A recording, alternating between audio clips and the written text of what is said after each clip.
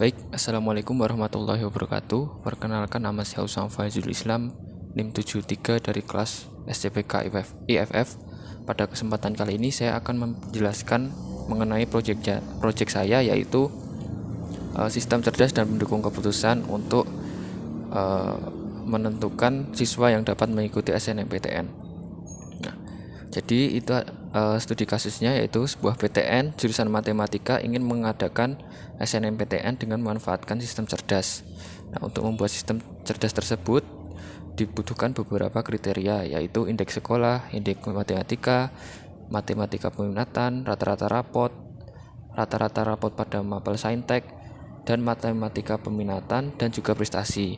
Namun sebelum melakukan perhitungan nilai untuk SNMPTN, PTN tersebut juga ingin menghitung nilai indeks sekolah dengan beberapa kriteria, yaitu rasio diterima pada SBM dan SNMPTN, rasio diterima di jurusan matematika pada jalur SNMPTN maupun SBMPTN maupun SNMPTN, rata-rata IPK alumni,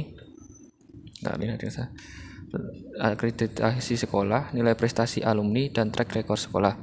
Nah, dari studi kasus tersebut, buatlah sebuah sistem cerdas dan pendukung keputusan yang dapat menyeleksi siapa saja siswa yang dapat diterima pada jurusan matematika PTN tersebut. Nah, oke. Yang pertama kita akan lihat di SNMPTN.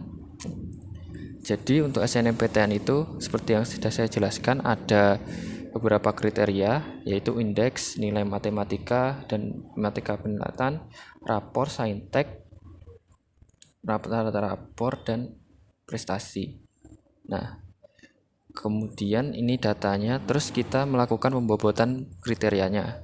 Nah, di sini saya memberikan nilai bobot indeks sekolah 0,4, matematika 0,13, matematika peminatan 0,11, saintek dan peminatan rata-rata rapotnya 0,13, rata-rata rapot 0,11, dan prestasi 0,12. Nah, kemudian di sini saya juga memberikan kode untuk kriteria. Nah, setelah itu kita akan memberikan variabel di setiap alternatifnya.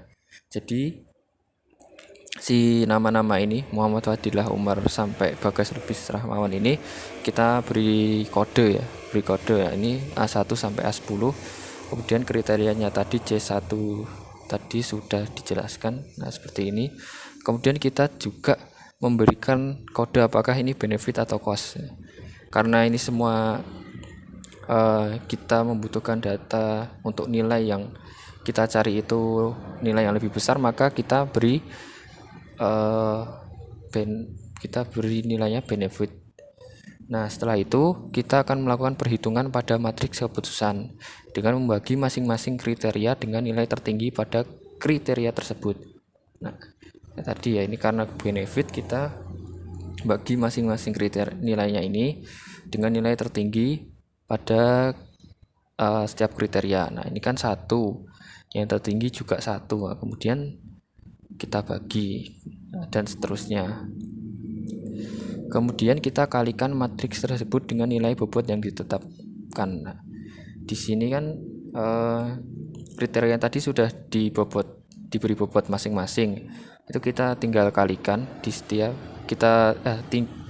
tinggal kita kalikan saja di setiap kolomnya ini. Jadi tadi C1 itu bobotnya 0,4.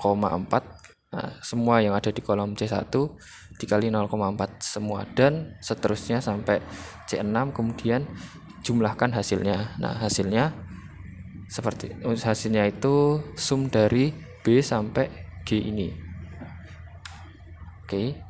Nah, setelah itu kita bisa lihat di sini nilai yang tertinggi, kita bisa lihat seluruh nilainya. Nah, kalau misalkan kita ambil 10% dari kuotanya itu 10% dari peserta, misalkan tadi ada 10 orang, kita ambil 1 orang. Nah, jadi yang lolos itu adalah ini, Muhammad Ridwan Pratama. Nah, kurang lebih seperti itu. Kemudian untuk indeksnya ya. Nah, nilai indeks tadi kok bisa saya dapat 1, 0,9 dan 0,6 itu dari sini. Nah, di sini ada beberapa penilaian, yaitu rasio diterima pada SBM, rasio diterima pada jurusan matematika, mohon maaf ini saya matematika,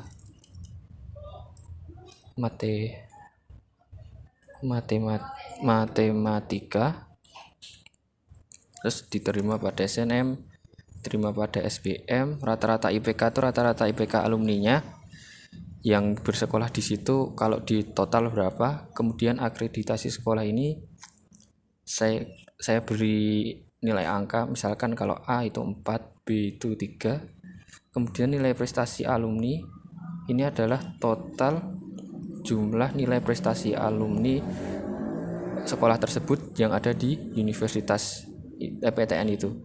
Jadi misalkan kalau alumni itu juara pada kompetisi atau kejuaraan tingkat daerah atau provinsi gitu, ada nilainya berapa, kemudian kalau internasional berapa, nah itu semua dijumlahkan jadi segini. Kemudian track record sekolah ini maksudnya apakah sekolah ini pernah ke blacklist atau enggak, misalnya sekolahnya itu dulu pernah enggak menerima SNM, pernah nolak SNMPTN gitu misalnya, itu bisa mengurangi nilai track record sekolahnya.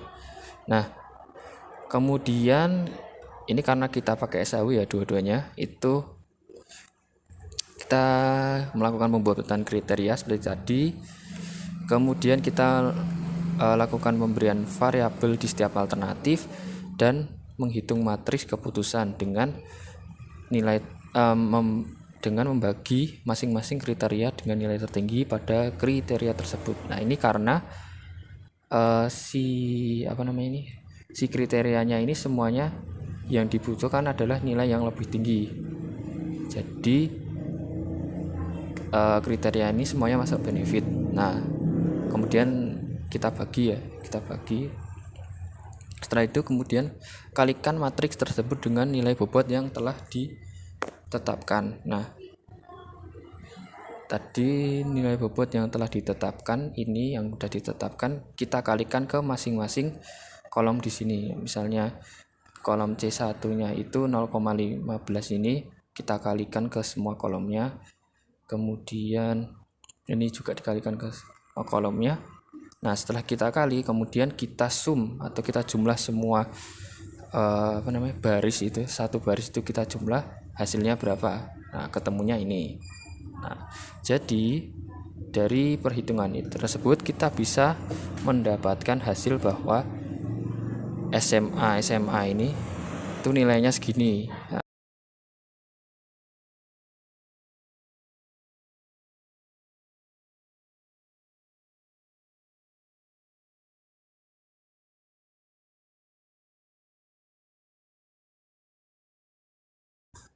Oke. Oh iya, saya satu lagi ini tadi belum jelasin bahwa ini prestasi itu maksudnya adalah prestasi. Jadi si anak ini udah prestasi tertingginya apa gitu. Jadi kita hanya ambil prestasi tertingginya saja. Misalkan kalau kompetisi antar provinsi itu, nah nilainya misalkan 2, kalau internasional 4 ya. Nah, prestasi itu maksudnya ini. Jadi nilai dari prestasi tersebut, nilai dari prestasi tertinggi yang telah dicapai oleh anak tersebut. Nah itu kalau dinilai berapa. Oke, mungkin dari saya cukup sekian penjelasannya. Bila ada salahnya mohon maaf. Assalamualaikum warahmatullahi wabarakatuh.